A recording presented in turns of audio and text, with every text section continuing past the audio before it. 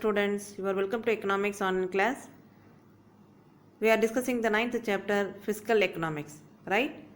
So in the last class, we completed about federal finance, okay? Federal finance, primary deficit, budgetary deficit, everything. Today we have to discuss about principles of federal finance. Let me discuss about the principles of federal finance. In the case of federal system of finance, the following main principles must be applied. So what are they? Principle of independence, principle of equity, principle of uniformity, principle of adequacy, principle of fiscal access, principle of integration and coordination, principle of efficiency, principle of administrative economy, principle of accountability.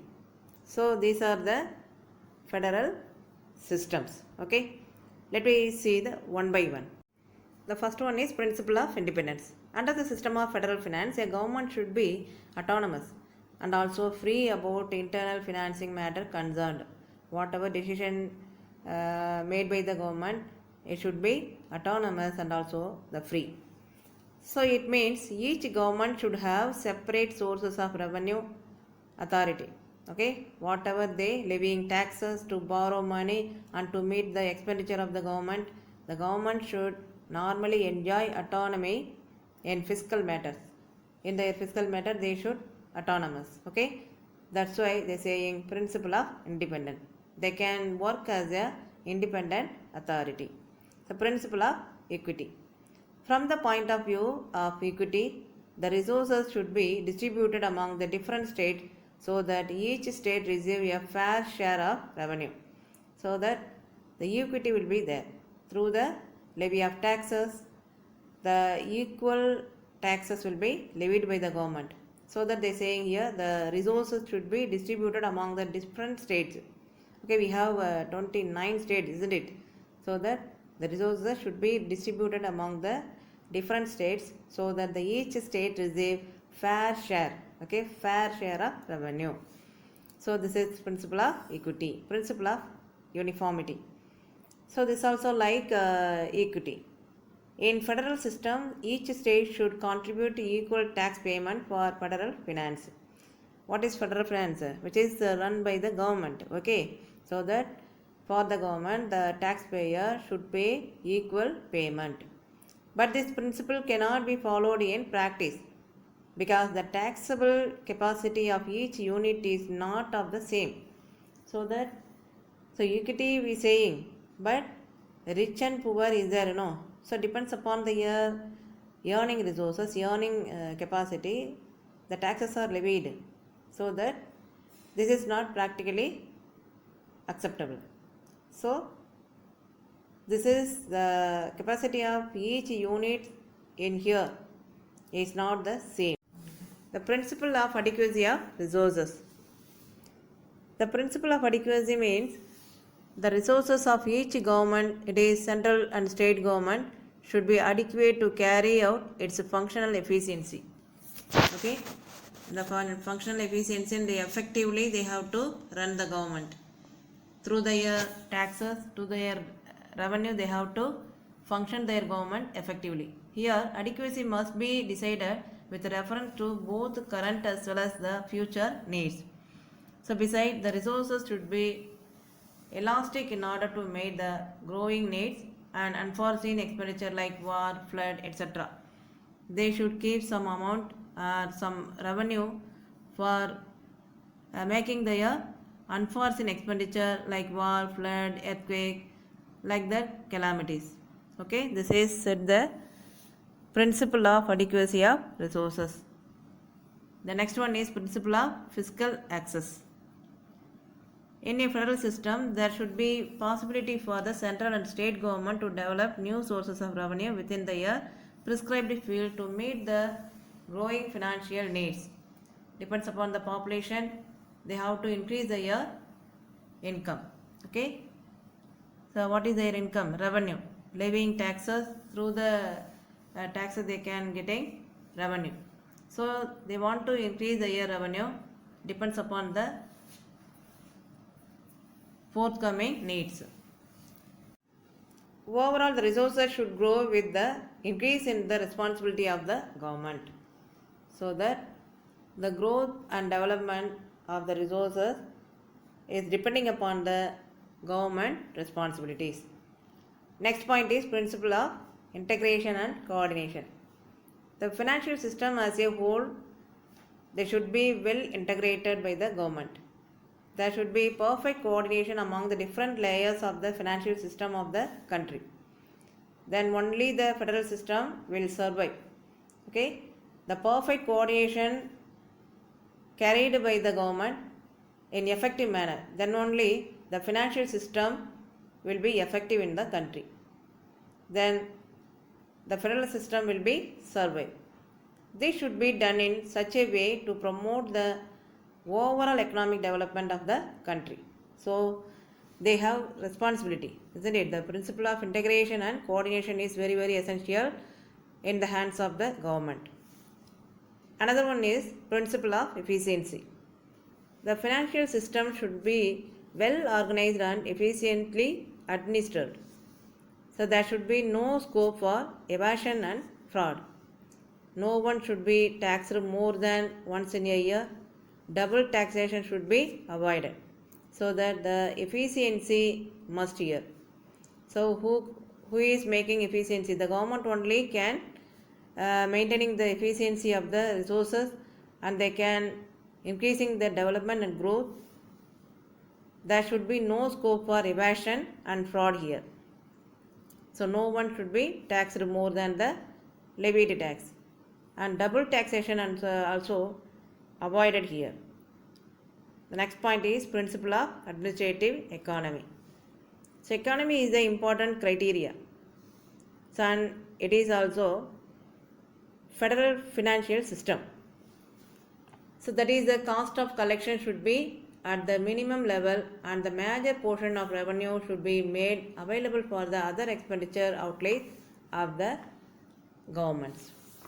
Okay, so that principle of administrative economy here is concerned by the government only. So they should keep their expenditure as economy.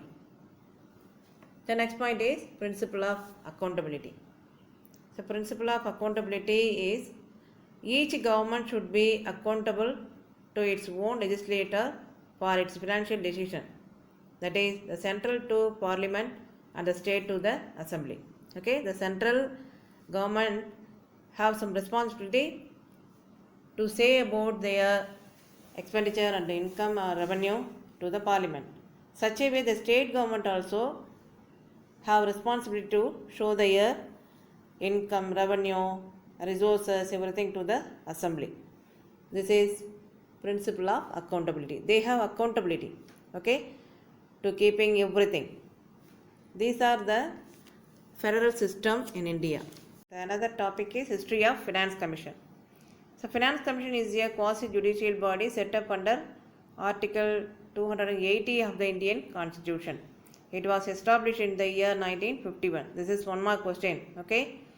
So to define the fiscal relationship framework between the state and central government, the Finance Commission was set up. The Finance Commission aims to reduce the fiscal imbalances between the state and the center, and also between the states, which is historical imbalances, okay, or horizontal imbalances. It promotes inclusiveness. A Finance Commission is set up once in every 5 years. It is normally constituted 2 years before the period. It is a temporary body. The 14th Finance Commission was set up in 2013. Its recommendations were valid for the period from 1st April 2015 to 31st March 2020. These are the one more question, okay. The 15th Finance Commission has been set up in November 2017. So its recommendation will be implemented starting 1st April 2020. The schedule given here about Financial Commission, the 1st, 2nd, 3rd Financial Commission from 1st to 15th Finance Commission they given. Year established the Finance Commission also given here, and chairman, who are the chairman was appointed there, and operational duration also given. Go through the table.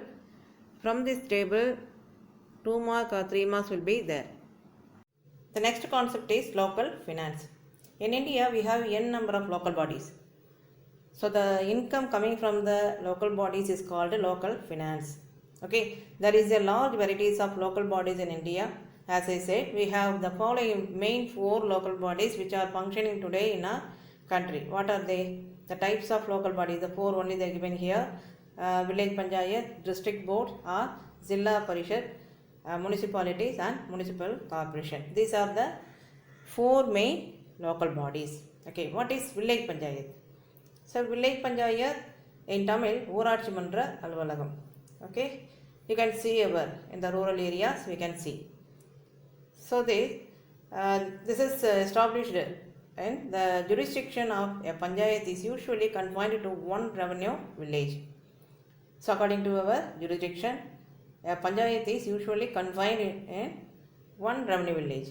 In some cases, though not very frequently, 2 or more small villages are grouped under one Panchayat.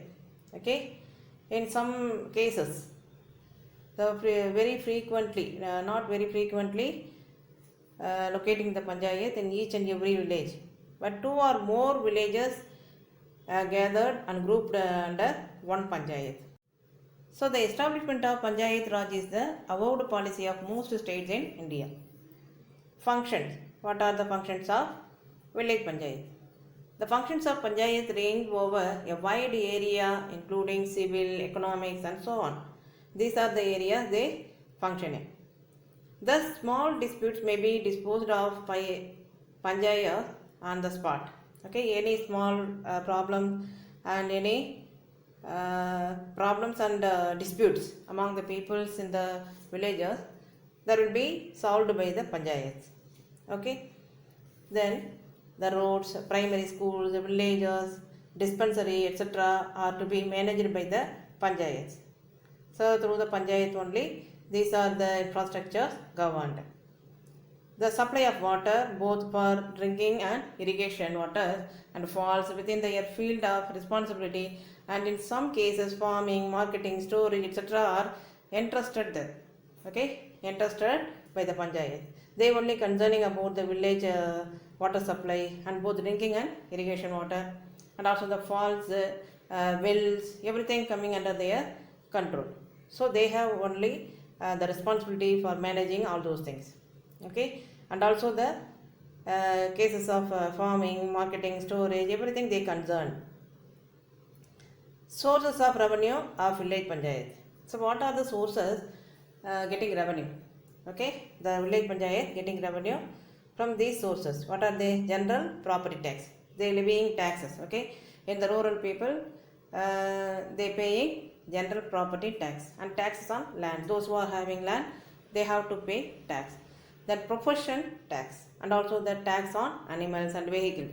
In rural areas, most of the people keeping animals, isn't it? Cattle rearing like that, so that they want to pay. These are the resources, maybe sources. Okay, these are the sources of revenue of village Panchayats. Okay, the other taxes include service tax, octroi, theatre tax, pilgrim tax, tax on marriage, tax on birth and death, and labor tax. These are the other taxes revenue getting from the peoples, those who are paying taxes by the Panchayat.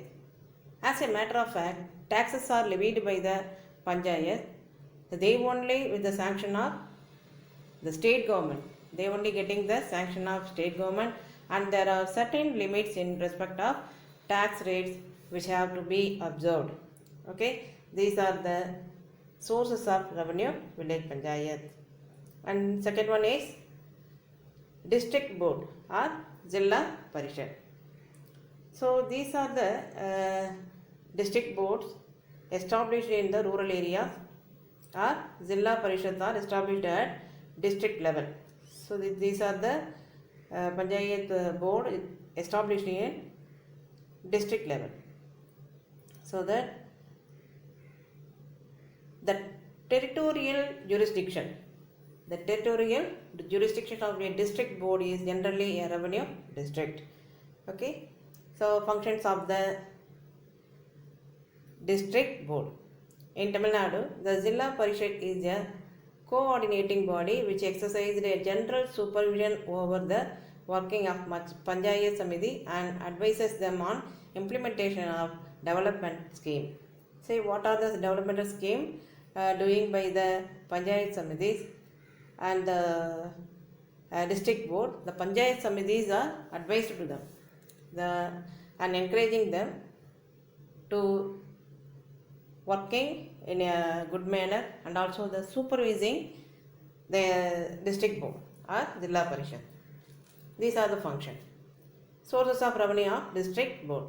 So granting aid from the state government. They are getting granting aid from the state government. And land cesses. Okay, land cesses means like taxes, land taxes, toll, fees, etc. Income from the property and loan from the state governments. Grants for the centrally sponsored schemes relating to development work. Okay, what are the grants they want in villages from the central government? They also permission getting from central government by the state government, and it will applied in the villages by the Panchayat unions. So income from fairs and exhibitions. Okay, what are the fairs and exhibitions conducted by the district board? They collecting some resources. They collecting some revenues. Okay, income from the fairs and exhibition. This is called property tax and other taxes which the state government may authorize the district boards. Okay, so that property tax and other taxes which the state government may authorize the district board, they only giving authorization to the district board. Municipal corporation. The municipal corporation have wide powers and enjoy great freedom as compared to municipality. Okay, than the municipality, it has wider power and greater freedom. Okay, the municipal corporations are usually entrusted with the function such as water supply and drainage, lighting, roads, and slum clearance, housing and town planning, etc. The rapid increase in the population of cities has defined and added to the functions of municipal corporations. Okay, like the municipality, the municipal corporation also working here. So what are the sources of the corporation? Okay, the tax on property, like municipality, here also they getting revenue from tax on property, tax on vehicles and animals, tax on trades, calling and employment, theatre and show tax, taxes on goods brought into the cities for sale, and taxes on advertisement, octroi and terminal taxes. So the corporation have a fair degree of freedom in respect of their choice and modification of these taxes. They have some choice to modify their taxes. They can adjust subject to the maximum and minimum rates laid down by the law. According to the law, they can adjust the taxes. Okay, students, go through the video carefully. These are the functions of local finance. Okay, go through the video and read well.